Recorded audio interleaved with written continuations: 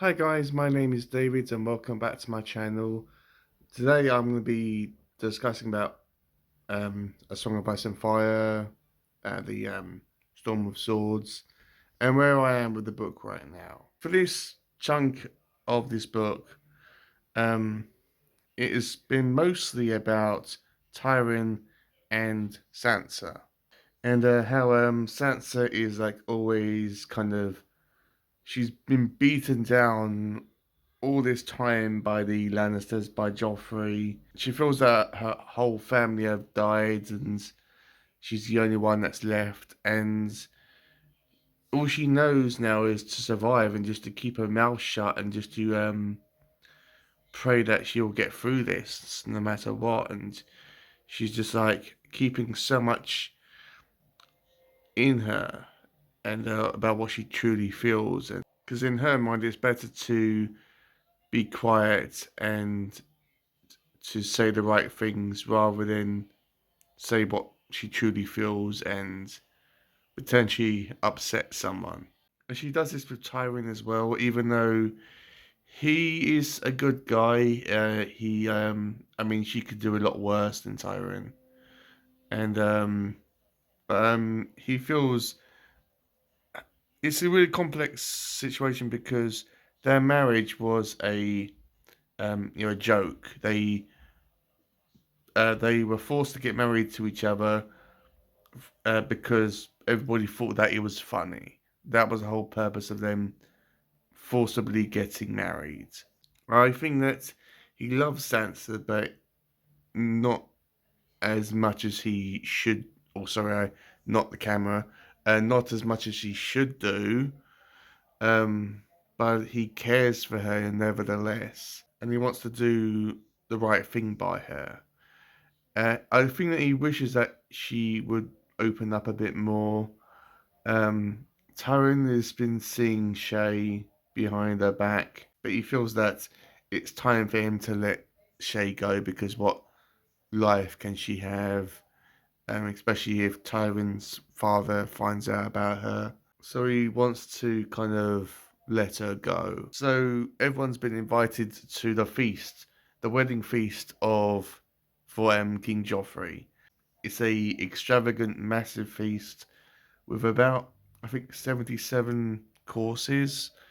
Of course, everyone goes, gets drunk on wine, and it's an extravagant party. But it ends up with Tyrion being humiliated, not just well, primarily for being a dwarf, um, but Joffrey um, is being a dick again. He's the most unlikable character in any book that I've ever read and probably will ever read again. He is so consumed with power. All this power has gone to his head, and he's only 13 years of age, and he has all this power, and no one can say no to him. And that goes completely to his head, and he goes mad.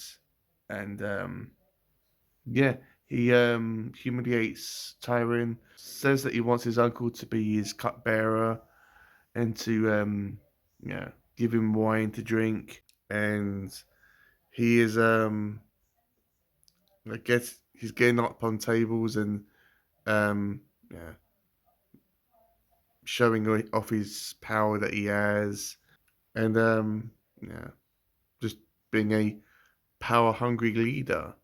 But it ends tragically with him dying because I watched the show and I know that famous scene in the TV series where Joffrey gets poisoned by wine and he dies. I knew that that was coming, and the point in this part when I was reading it and he was coughing and slurring his words after drinking wine, I was thinking, oh my god, is this it? Is this the part where Joffrey kicks the bucket and dies? And yes, he does. He dies, and his mother Cersei is holding him, and she's crying, and she's really upset and angry. And at the end, she blames Tyrion, her brother, and his wife for doing this, for killing him, even though there's probably no proof in this. And yeah, that's where the story's. I mean, that's where my part has ended so far. That's where I'm at. Um, Thoughts on Joffrey dying? Look, as I've been saying, Joffrey isn't the most likable character. He's the biggest a-hole in any book that I will ever potentially read in my lifetime. But did he deserve to die? Yes and no. Yes, because of what he did to the Starks and all this power going to his head and him eventually becoming mad. Um, I mean, if he did survive to become a man, would he have changed? Would the years have kind of changed him so he would be a more merciful um, king?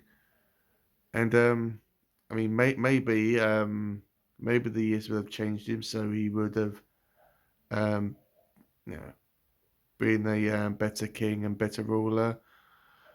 Who actually knows? But there was a part of me, and I actually didn't feel very much for when Joffrey died. I felt that I actually was kind of somewhat happy that he died because,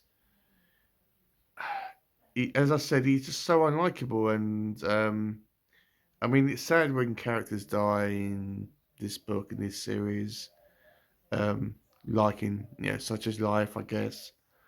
But I won't be shedding any tears for Joffrey kicking the bucket. Hi guys, I was just about to have some snacks tonight, but before I was going to do that, I wanted to quickly record this clip to touch base about where I am with Blood and Gold. So, after the death of Joffrey, I would usually say tragic death of this character, but Joffrey was an a-hole, so yeah. But after this, Sansa has escaped King's Landing, and she's been put on a ship, supposedly going back to Winterfell.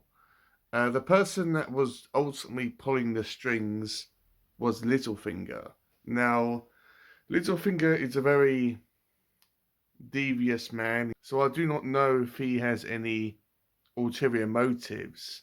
But what I do know is that he knows that Cat has died and that he had an extreme amount of love for Catelyn Stark. So knowing that, I think that Littlefinger can be trusted. I think that Sansa is also pleased to have escaped this situation, but I think that she's kind of shell shocked that this has happened. Jaime has also returned to King's Landing, and I think he's kind of back to his normal evilish self, a bit smug, a bit cocky. He goes to um, see Cersei, and she's grieving for Joffrey, and I believe that they actually, Jaime and Cersei, have intercourse with each other. Again, I can't remember if that's in the same room where Joffrey's body is. It wouldn't surprise me in the least. And Jaime has gone to see his father, and it's been a while since I've read that section, but I think that he doesn't feel as welcomed back as he would have liked, probably because of the recent death of Joffrey, which I still think that he knows is or was his son. Hey guys, so just hopefully a small clip to end this video.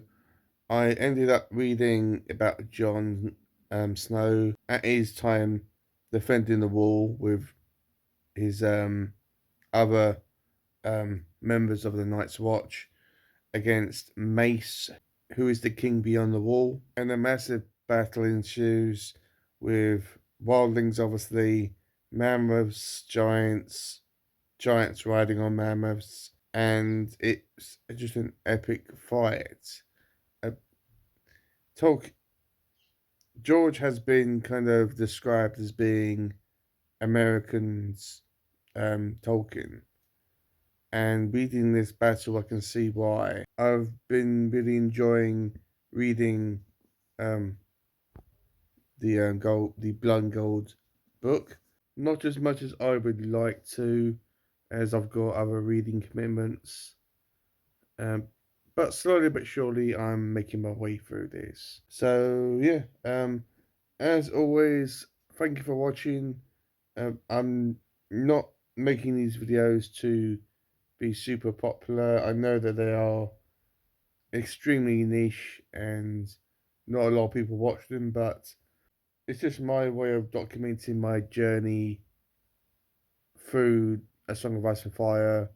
And if somebody watches it, yeah, that's all well and good. But that's been my awkward way of saying thank you. So I've left off at page 309. So hopefully it won't take me that long to get up to page 400. So yeah, thank you for watching, and I'll see you on my next one.